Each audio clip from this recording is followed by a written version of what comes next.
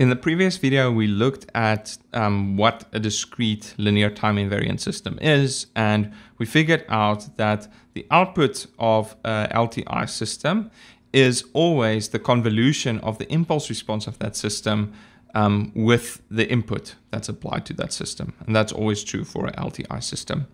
What we will do now is we will quickly look at some of the properties that we've looked at before in general for discrete systems. So we looked at things like causality and stability.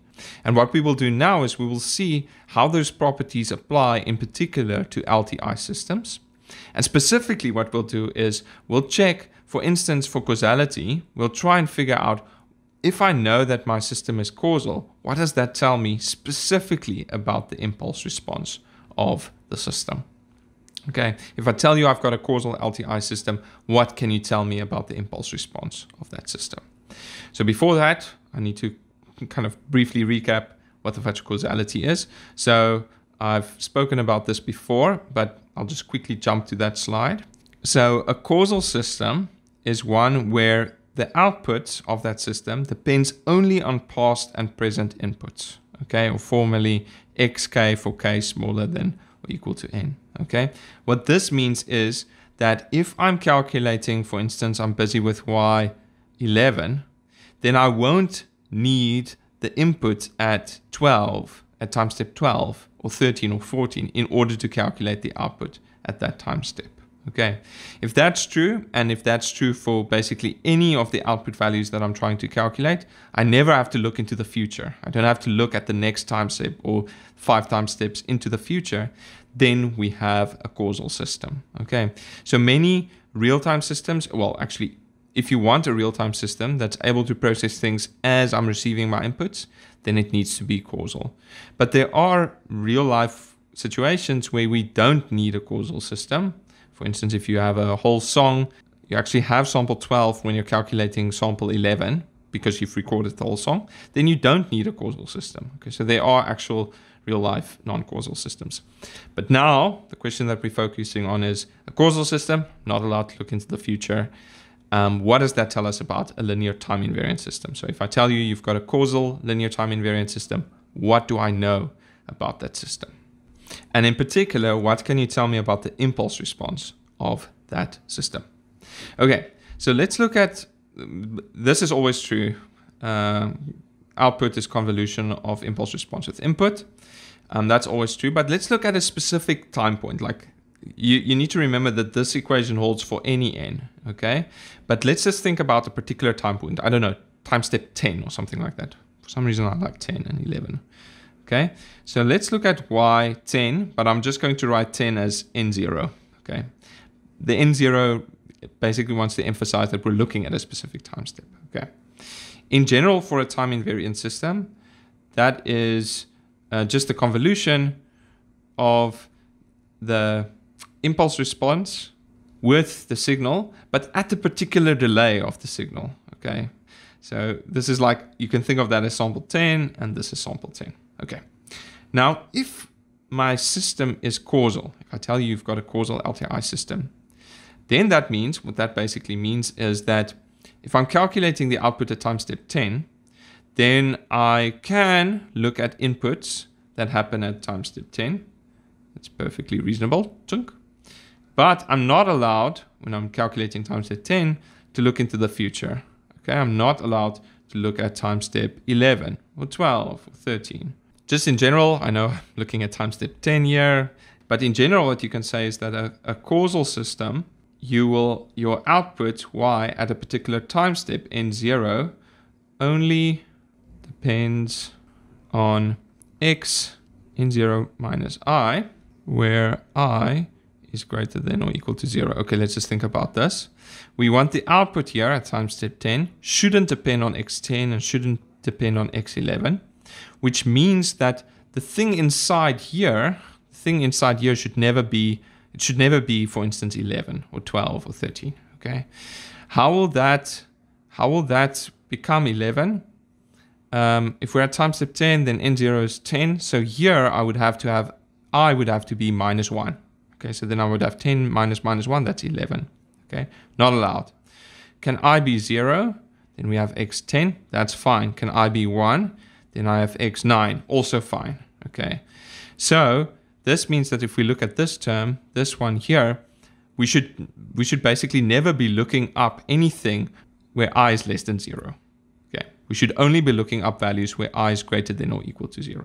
Okay, if that's true, if we have this general equation and this is true, then we have a causal system. Okay, but what does this equation look like if this is true? Remember, this is in general, and we can actually perfectly reasonably have a x13 here.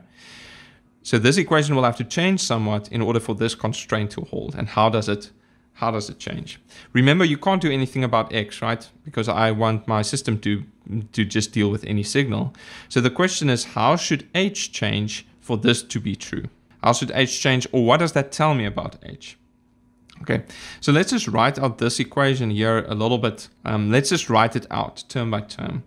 Okay, so we started at minus infinity, and then we have plus, and let's say I is minus 2. So then we have h minus 2 times x, and now we have n0 plus 2.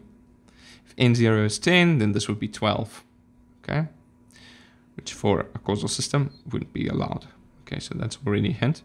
Plus, next we're at minus 1 times x n0 plus 1. Okay, and then plus, just flipping lines here, h, now we're at 0, h0 times x n0. So if n0 is 10, here we would have 10, that's allowed. Okay, plus h, now we're at 1 times x n0 minus 1. If n0 is 10, then this is 9. 9 is allowed. Okay. Plus and so on. Okay. And what I've written here is really a way to just say, if we look at the summation, which of the terms would be allowed with a causal system and which ones will be impossible with a causal system. And if you think about it, all of the terms here from minus infinity up to this point, they will all have values here where you need to look into the future when you're calculating the output of the current time step. So none of these would be allowed. But all of the terms here up to like basically positive infinity, they will all be fine because I will only have to look at the current time step, the input at the current time step, or things that happened in the past, which is fine for a causal system. And so we can write this out a little bit more formally by basically I'm just splitting up the summation into two. Okay, so the first part here is from minus infinity up to minus 1. We have h plus, and then we have going from 0 to infinity. Now, if the system is causal, all of these terms, all of these ones, they need to be equal to 0. Okay, and how does that happen? What is the only way that this happens? This happens, remember you can't do anything about x, right? X is some input that comes from someone else after you've designed the system. The only thing you can do something about, maybe, hopefully, is h, the impulse response. And so what this means, for this to be 0, you have to have that hn is equal to 0 for all n smaller than 0. Okay, this needs to be true. If that's true, and this is an LTI system, then the LTI system is causal. Let's just think about this a little bit in pictures.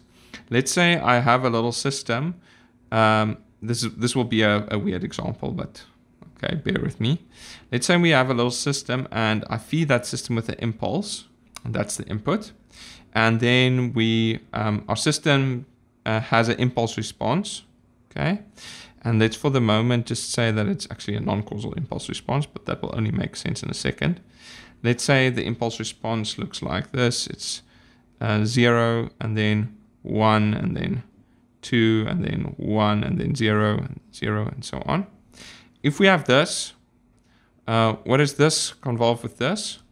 Well, the output of the system, in this case, will just be, it will be 0, and then it will actually be 1, then it will be 2, and then it will be 1, and then it will be 0, and so on. That's just, I mean, it's the easiest convolution that you can do, is taking an impulse with a value of 1 and then just convolving that with this thing, then you will just get this thing as the output. We fed this system with this impulse here.